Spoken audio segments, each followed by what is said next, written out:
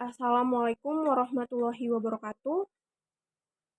Sebelumnya perkenalkan nama saya Rahmadania, nomor induk mahasiswa 7203141009. Baiklah, izinkan saya untuk memberikan hasil ujian tengah semester di mata kuliah Perencanaan Pembangunan Daerah yang dituangkan dalam bentuk video.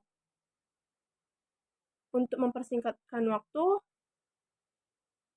saya akan menjawab soal nomor 1, yang dimana soal nomor 1 ini tentang kemukakan mengapa pentingnya perencanaan dalam sebuah kegiatan dan eh, kegiatan apa saja yang ada di dalam sebuah perencanaan. Nah, jawaban dari saya itu perencanaan ini sangat penting dalam sebuah kegiatan yang dimana perencanaan ini dapat melihat hasil yang bagaimana ke depannya dengan tetap mempertimbangkan potensi serta sumber daya yang kita miliki. Nah, ketika kegiatan tersebut tidak berjalan secara maksimal, maka kita harus melakukannya sebuah evaluasi, yang dimana evaluasi ini dapat memberikan kita pelajaran-pelajaran serta kesalahan-kesalahan terhadap hal-hal yang berkaitan dengan kegiatan yang tidak berjalan secara lancar itu tidak terulang lagi untuk kedepannya. Nah, adapun kegiatan yang dilakukan dalam perencanaan itu yang pertama meramalkan. Di sini tugas seorang pemimpin itu meramalkan baik itu waktu ataupun keadaan yang akan datang sehingga kegiatan yang kita rencanakan itu berjalan secara baik. Nah, yang kedua itu menetapkan tujuan. Di dalam sebuah perencanaan harus diadakannya tujuan yang dimana tujuan inilah yang akan menentukan hasil akhir dari kegiatan yang kita rencanakan. Nah, yang ketiga itu menetapkan kebijakan. Nah, di sini menetapkan kebijakan ini sangat penting dalam sebuah perencanaan ketika kita melakukan sebuah kegiatan yang dimana kebijakan ini berupa aturan-aturan yang dapat diikuti oleh beberapa anggota penanggung jawab sehingga tidak menimbulkan pro dan kontra yang berujung kepada perkelahian atau pertengkaran.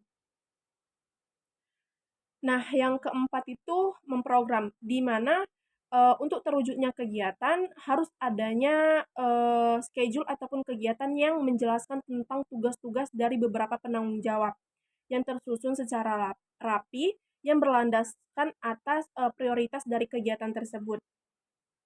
Nah, yang terakhir itu mengidentifikasi hambatan, yang dimana jika ada beberapa hambatan yang menjadi kendala dalam tercapainya kegiatan secara optimal, maka diperlukannya itu langkah dalam menyelesaikan permasalahan yang dilakukan setiap penanggung jawab ketika melakukan rapat untuk mencapai kegiatan itu agar tercapai dengan maksimal. Nah, di sini saya akan menjelaskan tahapan penyusunan rencana dalam pembangunan di Indonesia dari tingkat pusat sampai ke tingkat daerah, yang dimana tahap awal itu menjabarkan tentang visi dan misi dari program presiden yang berisi tentang strategi pembangunan nasional, kebijakan umum, program kementerian lembaga dan lintas kewilayahan, serta kerangka ekonomi makro yang mencangkup tentang gambaran-gambaran perekonomian yang secara menyeluruh, termasuk juga tentang perbijakan fiskal, yang dimana berupa kerangka regulasi dan kerangka pendanaan yang bersifat induktif. Nah, selanjutnya itu lembaga-lembaga yang terkait dengan perencanaan tersebut, salah satunya Bappenas.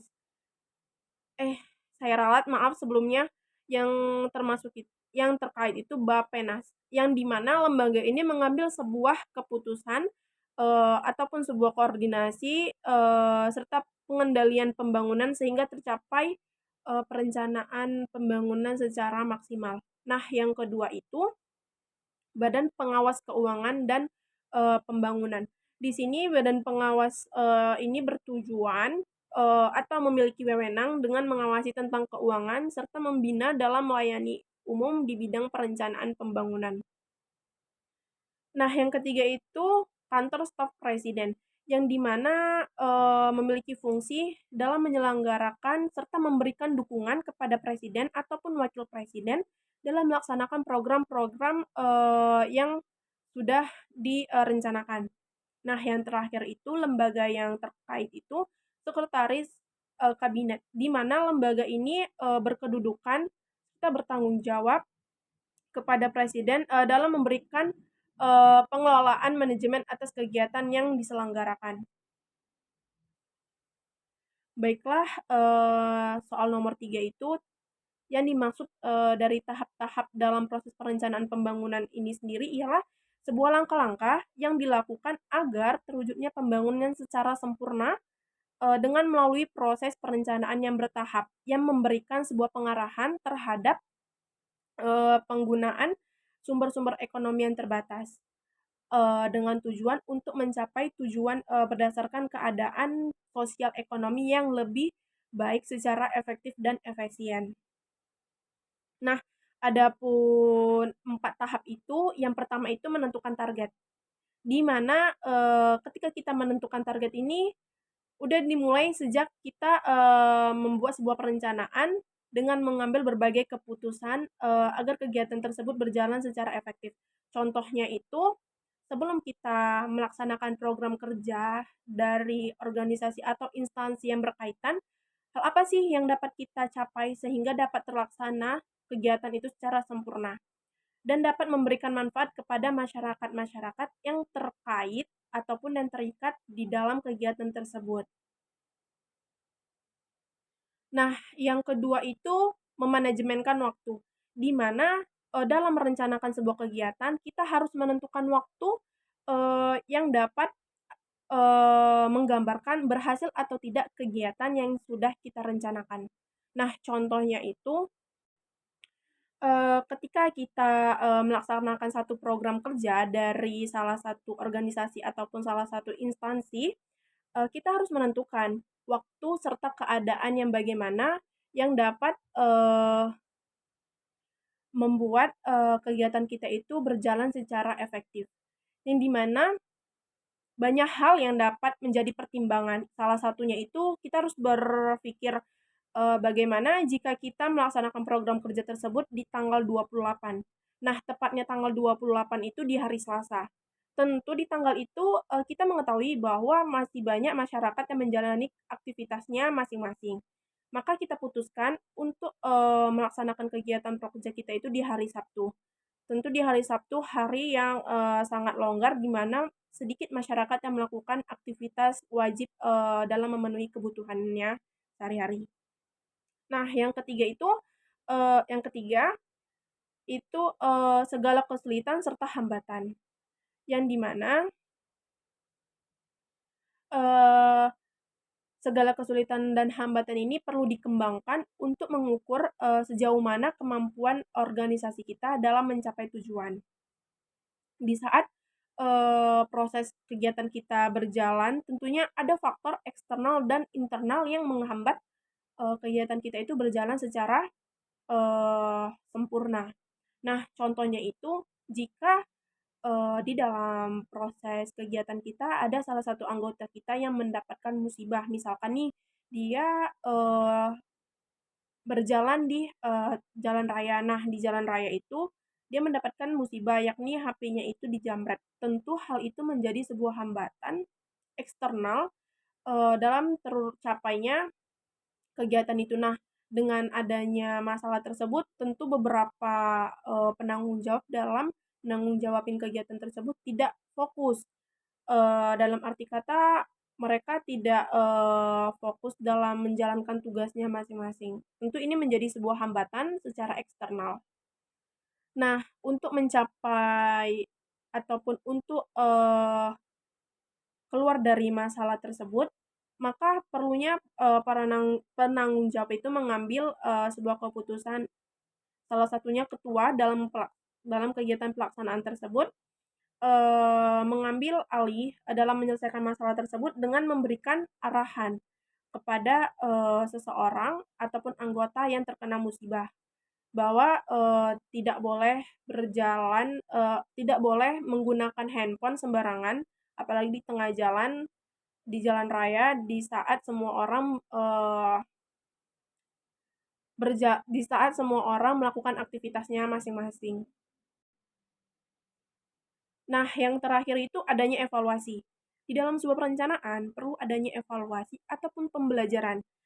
Tujuannya itu agar, kejadian yang tidak diinginkan itu tidak terulang kembali. Nah, contohnya itu sama seperti, hambatan yang terjadi tadi. Dengan adanya masalah eksternal, maka, ketua pelaksana itu dapat memberikan evaluasi, berupa nasihat, berupa, peringatan, serta peristiwa yang tidak kita inginkan itu tidak terjadi lagi selanjutnya di kegiatan yang ingin kita laksanakan di kemudian hari. Nah, soal yang terakhir itu, 3 macam model perencanaan. Nah, salah satunya itu, model konsisten, yang di mana, model ini terbentuk oleh sederetan persamaan simultan, yang di mana juga tujuan dari model ini ialah untuk mencapai konsisten, dengan berorientasi. Nah, model kedua itu optimalisasi, eee, yang di mana dimaksud optimalisasi ini menekankan terhadap pencapaian optimum tujuan eee, dari modal, inilah dengan tujuan akibat dari kendala dalam keterbatasan sumber daya. Nah, yang ketiga itu model, simulasi berorientasi terhadap percobaan dalam sistem ekonomi yang dirumuskan, melalui sebuah model. Baiklah, sekian dari hasil ujian tengah semester, yang saya tuangkan dalam bentuk video di mata kuliah Perencanaan Pembangunan Daerah dengan dosen pengampu, Bapak, Muhammad Fitri Ramadana, SE, MSI. Kurang lebihnya saya mohon maaf. Wabillahi taufik walhidayah. Wassalamualaikum warahmatullahi wabarakatuh.